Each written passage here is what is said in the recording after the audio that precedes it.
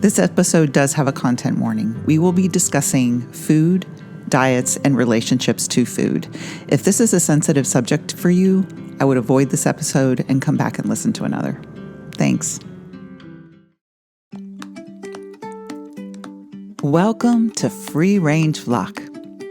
We were once the latchkey kids who came home to an empty house after school.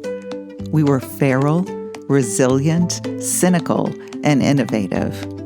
Older than Google. Our teenage faces were never posted on social media. The internet was just an idea in our youth. Now we are older, wiser, and thriving. Our independent ways will continue to serve us. We plan to keep defying the odds, and we will carve our own path. With grace, with humor, with joy. Our way. We've been through some stuff.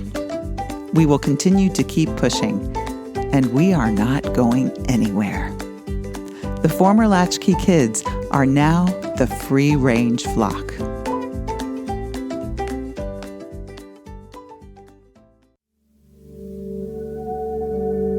So Sarah, what is your go-to dish nowadays that you like to eat? Oh, goodness.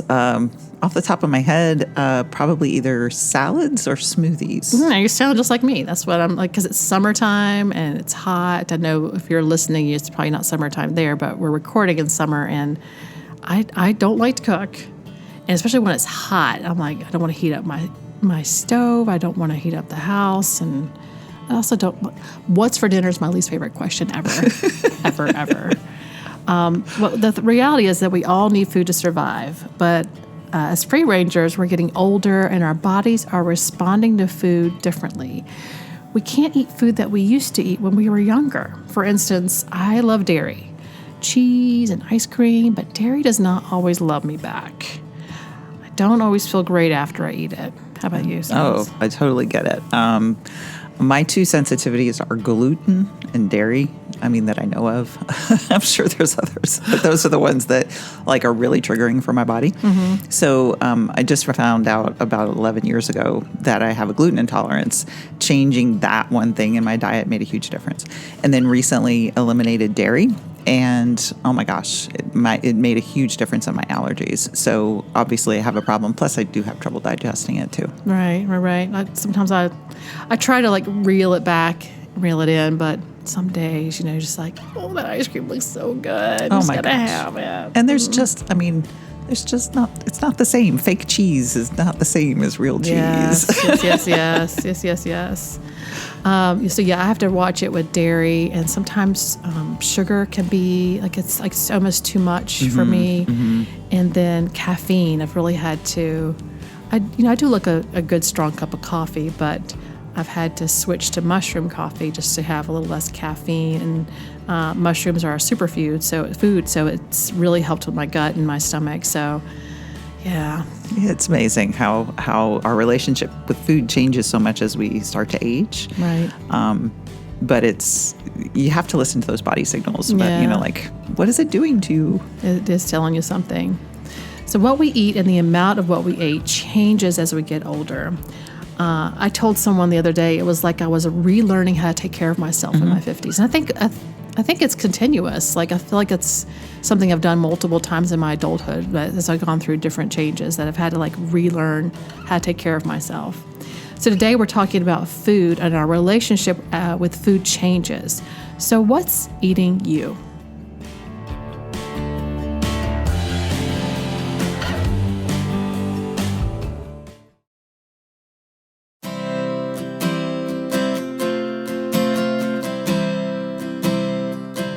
I found this interesting article in the publication Eating Well. It was published September 28th, 2021. It's about how we become more sensitive to certain foods as we age. So, Sarah, do you want to hear about all the changes that are going on in your body regarding food? You want to hear it? I do, but I'm a little bit scared. Okay, you should be, but it's all right. So, we're aging outside of our body because we can see that, but we're also aging on the inside. So our digestive tract is experiencing physical changes from decades and decades of spicy food and alcohol consumption, sugar, and all those occasional lack of making better food choices, what I'm talking about. So yeah, our physical, that digestive tract's gone through a lot in our lifetime. Our mouths don't produce as much saliva, so the results in dry mouth, and sometimes we have difficulty breaking down foods because our food is used to being, that's the first step, and if it's having less saliva, it's having to do more work when it's in our body. Wow. We're not producing as much lactose in our small intestine. I sound like a doctor here. Lactose in our small intestine. But we need those lactose to digest things like dairy, which explains why a lot of us, when we eat dairy, we get bloated or discomfort because we don't have enough lactose to help us digest it. Our blood sugar tends to run high. We have less stomach acid. And finally, we all know our metabolism slows down. Yes. That's the one that's getting me right now. So that is a lot. So just hearing that list, what comes to mind, Sass? Well, it explains a lot of things actually about how I feel when I eat or after I eat. Like the second one, which just talks about, that you mentioned, talking about less saliva. I have dry mouth. I mean, I have bad dry mouth as I've gotten older. And so I'm constantly drinking water. But that would also explain why sometimes if I eat too much food, right, I have a lot of stomach distress. That's definitely been something. I can't eat big meals like I used to. Right. I remember, like, as a family, we would eat like lots of big meals, and I can't do that now. To me, like, my dinner's become more snacky than an actual meal. So, so I am. The metabolism one is one that I'm kind of feeling the big thing right now. So I'm someone who likes to work out, and so my appetite, as I work out more, my appetite goes up. And so, but over the pandemic, so when the pandemic happened in 2020, we were all in different places, and for me, the intersection of the pandemic and menopause decided to meet. And it was a car crash. I can totally relate to that. Oh my gosh. So I was stressed a lot because my son was doing virtual school, which wasn't a good fit for him. The pandemic, I work at a university, and so everyone was freaking out. And so taking care of myself was second best, or just if it happened at all. I did take a shower, but I found myself eating things like lots of comfort foods, lots of pasta. Yeah. Food became hard for a lot of people to find. Like, grocery stores would run out of stuff because people were stockpiling stuff. But you can always find pasta, and it was cheap. And I'm a single mom, so I'm going to buy the cheap stuff. I remember when all of it came to a head, and my doctor's like, "Let me let you talk to a nutritionist. I don't think you know what you're doing." And I didn't know what I was doing. And it was a telehealth call. And the nutritionist was like asking me what I ate, and she's like, "So pasta, how did you measure that?" And I was like, "With my bowl." I got a bowl and I dished it out, and then I stopped when I reached the top of the bowl. And she's like, "Go get me that bowl." And I was like, "Oh gosh." So I had to tell the truth. Why would we do this? I'm going to tell the truth. And it was this giant bowl. And she's like, we're finding some problems here. Yeah. So what happened is that between menopause and the pandemic, I gained 20 pounds. And it was slow but steady, and then shocking. And then when I went to the doctor and I saw my weight and had a little cry, I realized I had to think differently about food and I wasn't 25 anymore. Right. I have to think differently about food. Right. So that's been my big wake-up call when it comes to food. And I have gotten those 20 pounds gone. I'm trying to get rid of more of their friends as I'm at it. But this has been a real kind of a showstopper for me this year, is learning about how to think differently about food. Have you had any? I know that you've done some radical things with food this year. Yeah. So back to the pandemic for a second. I went through the same thing. I'm not a mom, so I didn't have the stressor of, seeing my kid go through virtual school. It didn't work for him. And I know that was really stressful for you, but I had my own stressors. And I'm a comfort eater, always have been. So it's kind of, I let down a lot of my quote unquote guardrails when it came to food because we didn't know when it was going to end and we all might die. So I'm going to enjoy my ice cream and my pasta. I'm going to sit in my yoga pants, my stretchy pants, and eat my pasta. Exactly. I'm wearing stretchy pants. No one's going to know. So I gained, a little more than 20 pounds and, saw myself in a picture and was like, I don't want to be this person just because I was feeling bad because of that carrying the extra weight, but also it made me realize I was aging myself even harder. I was starting to have trouble with my knees and my feet. And so that was like a trigger for me to start, exploring other ways of eating. And, so some ways that we can lose that weight. But then in the process, I cut out a lot of carbs and I started eating more meat. Well, then I went back to the doctor and he was like, looked at my numbers and he was like, your cholesterol is way too high. We need to put you on statins. And I'm not demonizing statins by any means. It's a wonderful drug, but a lot of the side effects are things I struggle with already, so I didn't want to compound them. So I wanted to try it without statins. So I went vegan this year, and I've been on that journey for about 6 months, and it's been an amazing process, and my numbers are already starting to fall and are improving dramatically. But boy, talk about changing your relationship with food. I remember we went on vacation, and you had to go to the grocery store. We went to the grocery store, so I took my buggy one direction, you did a different direction. And I was feeding 2 people, and you were feeding 1, and I was amazed by how much more you spent than us because vegan beans, it's expensive. It's expensive to eat healthier in this country than unhealthy. Especially convenience foods. So like on a vacation, I'm going to be buying more things that I can just heat up. But yes, in general, fresh fruits and vegetables cost more than packaged macaroni and cheese.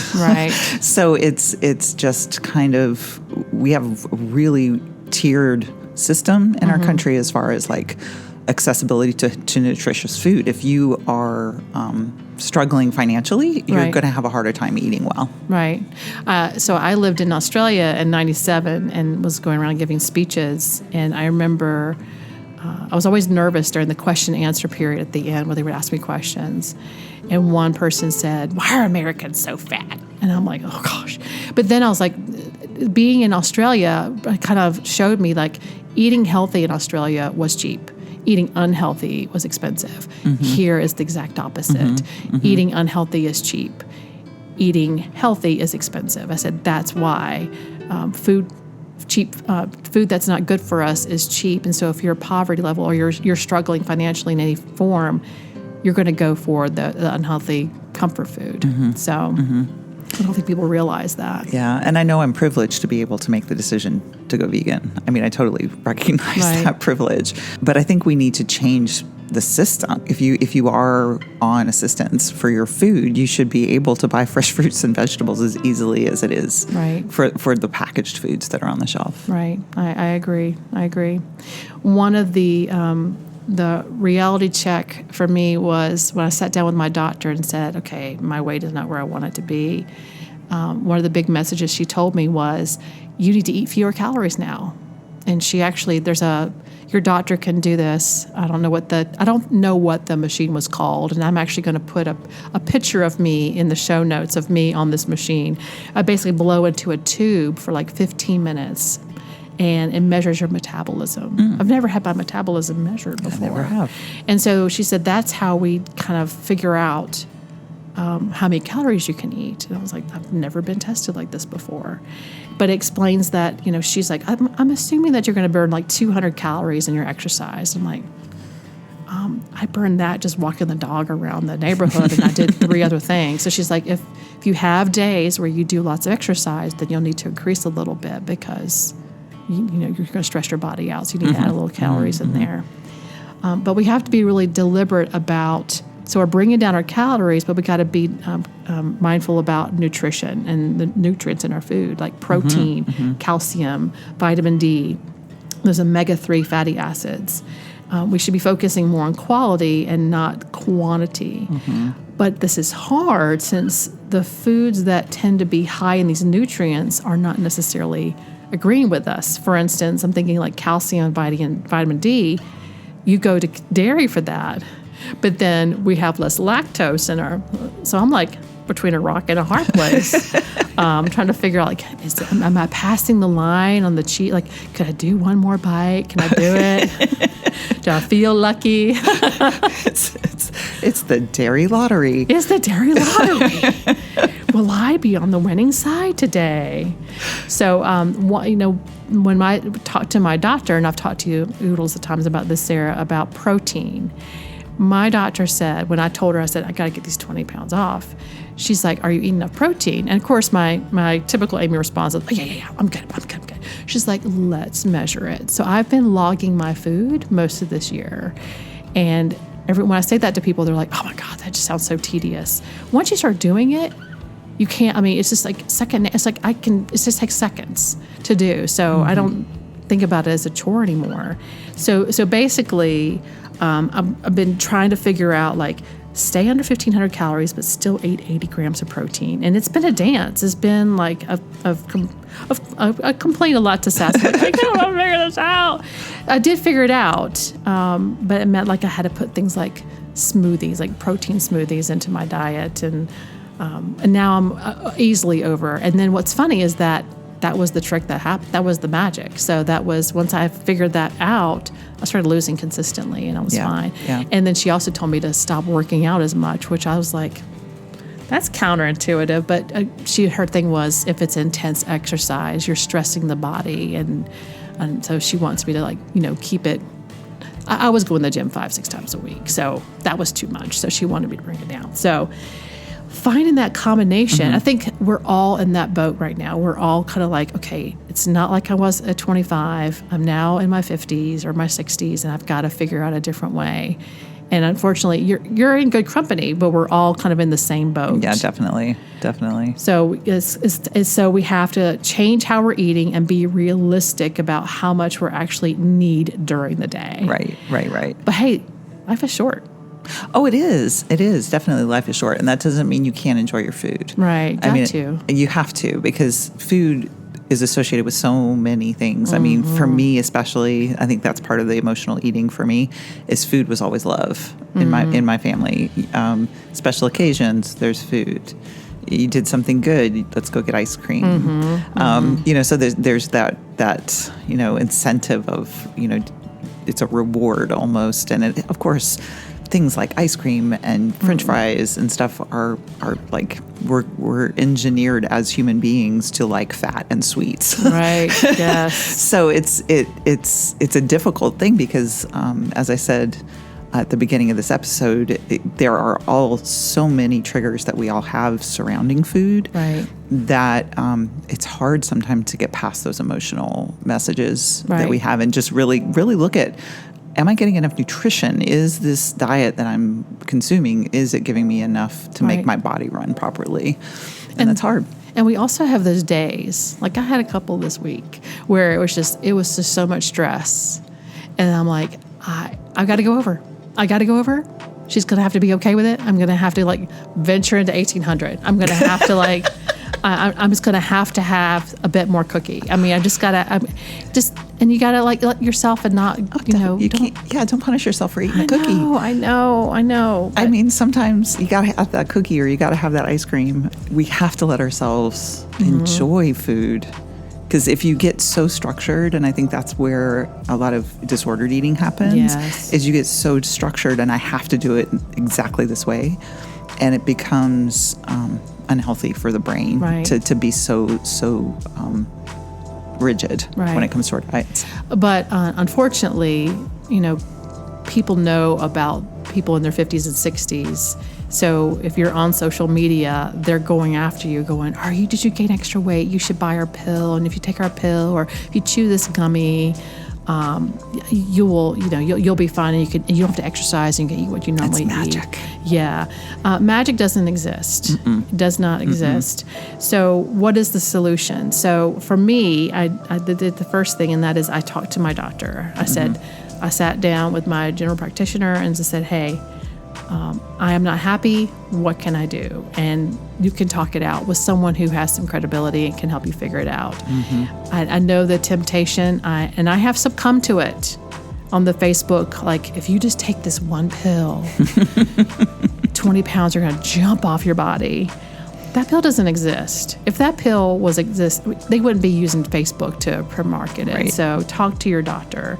And then your doctor may suggest that you talk to a nutritionist, and having that conversation, I just needed one conversation just to talk about, like, how's I getting my nutrients? And we talked about how to get that and that food log. Logging your food is also another thing. So you can find free apps that allow you to log your food. And don't assume that you're just, like I did, I just assumed that I was eating okay. And I wasn't. I started logging my food in my Fitbit app, so I wear a Fitbit, gay Fitbit. And the app that also includes a food log, and it was really telling. And it will go ahead and figure out, like, based on this, your protein is this. So it figures all that out. I know you use something different, Sass. What do you use for your logging? Yeah, I use an app called Lose It. It is strictly a food and diet log. I mean, you can track your weight, you can track your water intake, your exercise. It can link with your, if you have a Fitbit or an Apple Watch or whatever, thing you're using. For me, that was an easy one because you can put a library of food in there, and it also had a really broad library of food. Yeah. And so it was really easy for me to log because I am the worst person for food logging. So for me, that was a really simple app for me to use, and I liked it a lot. So I continue to maintain that subscription because periodically my weight starts to go up a little bit, and I need to just, okay, what are you eating? Yeah. What's happening? So that one, and in addition to the things that you already mentioned, I think that getting your family involved that's a good point. is really important because if you're going to make a major dietary change in your life, like, for instance, me going vegan or plant-based, I had to have that conversation with the people I live with because it's like, I am fundamentally changing how we eat in this household. Right. And it has caused some discomfort with my family members because they're not used to eating that way. And so we've kind of come to a middle ground where we try to prepare meals where meat can be added at the end. Oh, nice. And or they eat what they need with gluten and meat, and then I eat my plant-based foods. Right. So sometimes it means cooking separate meals, but it's still we still eat together. And I think that is a healthier way of approaching it. One other thing I wanted to mention too is sometimes your relationship with food is more than you can handle on your own. And so, don't be afraid to reach out to your doctor or to a therapist and to have those conversations because we all eat differently. We all process food differently. Our body makeup, our DNA, our gut biome are all different. Right. And you may need help in order to navigate these waters. Therapy can be really, really helpful in kind of identifying where your problem areas are with food as far as like emotionally. Right. And they can kind of help you navigate those waters. That's a great point.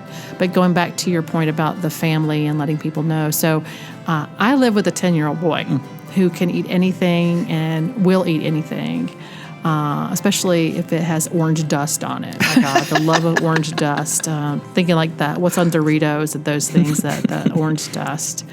If I left him alone, he would just eat a bag of chips all day. So, but I have to make peace with the fact that I'm feeding him and feeding me, and I can't eat what a 10-year-old eats. Right. Okay. So I had to really so there's times when I'll make us a meal and I'm like, okay, I've made us a mac and cheese. Obviously, he's going to eat 2 giant bowls of mac and cheese. I am not. I'm going to do half a bowl and then have a salad on the side. So I've had to find ways to, I'm eating with the family, but I'm also doing my own little thing on the side. It's like a daily kind of like, let's see if this works. Let's see if this works. Let's do this. Let's do that. Or I start planning ahead, like, okay, tonight I know we're going to go out to eat and I'm going to eat more calories than normal. So I really got to scale back the other 2 meals, like make them really simple and small so that I still have room to go there and enjoy myself. Exactly. So it should be about health and enjoying yourself. But if it's becoming too much, then you need to reach out for help. Now's the time. Don't don't let those ads convince you of the magic pill. There is no magic pill. There is no magic pill. And all this food, Saz, is making me hungry Oh, again. no. Oh, no.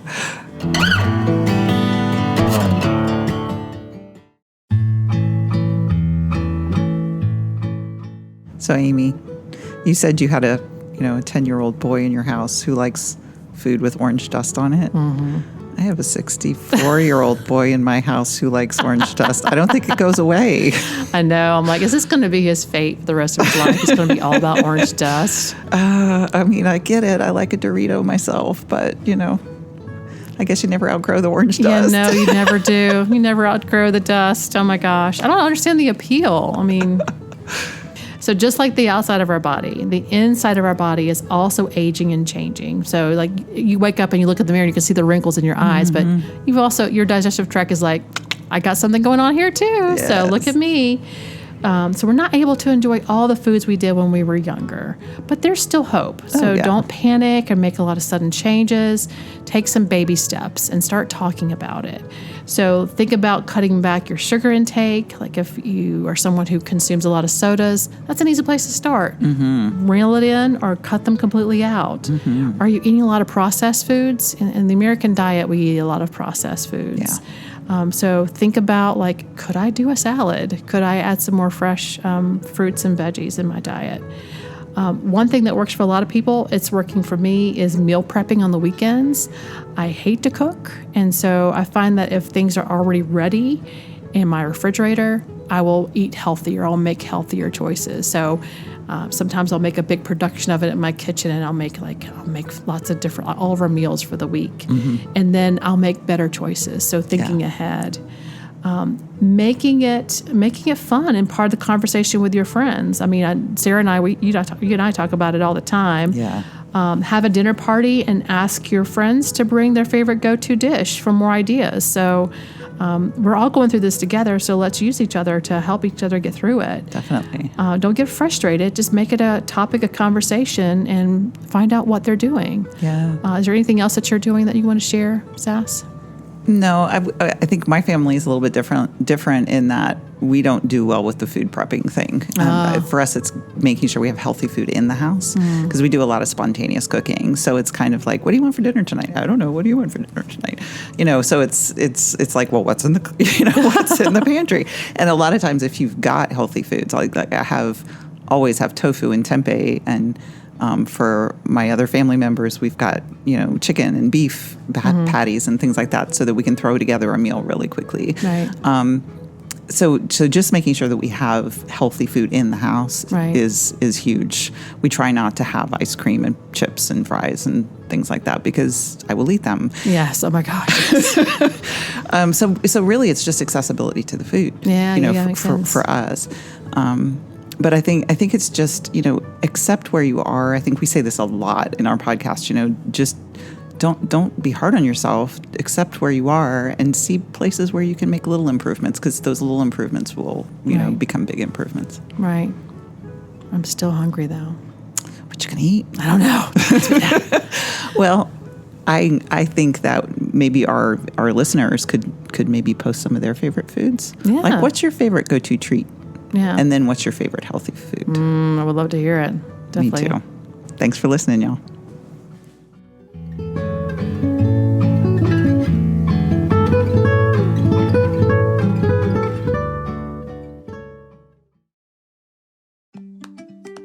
Thank you for joining us for Free Range Flock. Our goal is to inspire and celebrate who we are, the Generation X kids who grew up and decided to do things their way, with grace, humor, and joy. This has been a production of Sassy Am. If you want to learn more about our podcast, follow our blog, share your positive insights about being a free ranger, or to suggest topics or guests for future episodes, please visit our website at sassayam.com. That's SASSAYAM.com. Keep pushing.